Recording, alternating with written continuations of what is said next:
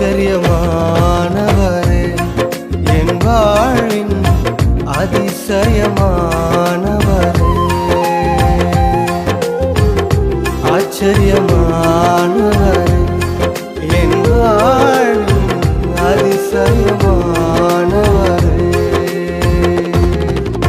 நான் புழுதியாவது பக்கத்துலேருந்து வரேன். என்னுடைய பேர் ஏசா.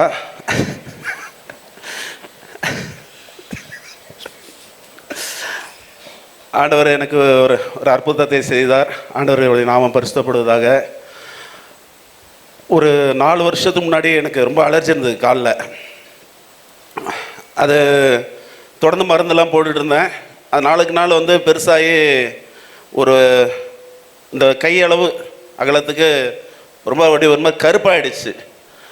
அது தொடர்ந்து நான் மருந்து போட்டுருந்தேன் இருந்தேன். ஆனால் அது சரியாகலை. அதில் ஒரு சுகம் கிடைக்கல. ரொம்ப ஊரில் எடுக்கும், சொரிவேன், ரத்தமாக வரும். சரி இது சரியாகாது போல இருக்குது, கை விடலாம் அப்படின்ட்டு மருந்து போடுறதை நிறுத்திட்டேன். அப்புறம் என் வைஃப் ஒரு நாள் சொன்னான், அதான் உங்களுக்காக நாங்கள் பெண்கள் கூட்டத்தில் வந்து தொடர்ந்து ஜெபிச்சுட்டு வரோம் அப்படின்னு. நான் சொன்னேன், பெண்கள் 4 பெண்கள் கூடி ஜெபம் பண்ணி அற்புதமாக கிடைக்கும் போது அப்படின்னு சொன்னேன். விளையாட்டா ஒரு ஜோக்காக சொன்னேன். அப்புறம் ஒரு வருஷம் கழிச்சு சிஸ்டர் ஒரு நாள் சொன்னாங்க, சண்டே பிரதர் நான் தரிசனம் ஒன்று பார்த்தேன், ஆண்டவர் வந்து அதில் உங்களுக்கு ஒரு சுகத்தை தரப்போகிறார். அவங்க வந்து இதுக்கு வந்து தொடர்ந்து ஜெபிச்சுட்டே இருந்தாங்க. இதில் வந்து கண்டிப்பாக உங்களுக்கு ஒரு சுகத்தை தருவார். அதில் ஒரு தரிசனம் பார்த்தேன். ஆண்டவர் அதில் ஒரு பிளட்டை ஊற்றுறதை நான் பார்த்தேன். உங்கள் அந்த காலில் வந்து பிளட்டு படுற மாதிரி நான் ஒரு தரிசனத்தை பார்த்தேன் அப்படின்னாங்க.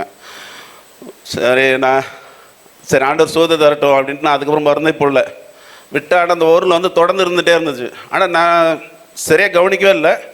கரெக்டாக ஒரு 4 மாதத்துக்கு முன்னாடி அது எப்படி மறைஞ்சதுனே தெரியாது. நார்மலாக இருக்கிற ஸ்கின் மாதிரி அந்த காலில் இருக்கிற இதாகிடுச்சு. ஆண்டவர் அப்படிப்பட்ட ஒரு சுகத்தை கொடுத்தார். அதுக்காக ஆண்டவருக்கு நான் நன்றி செலுத்துகிறேன். எனக்காக செபித்த பெண்கள் கூடைக்காக கர்த்தருக்கு நன்றி செலுத்துகிறேன். ஆமேன். ஆண்டவர் இந்த சாட்சியை ஆசீர்வதிப்பாராக. மதுரையை தாண்டி இருக்கிறவங்களுக்குலாம் இந்த மாதிரி கொழுப்பு உண்டு பார்த்துருங்க.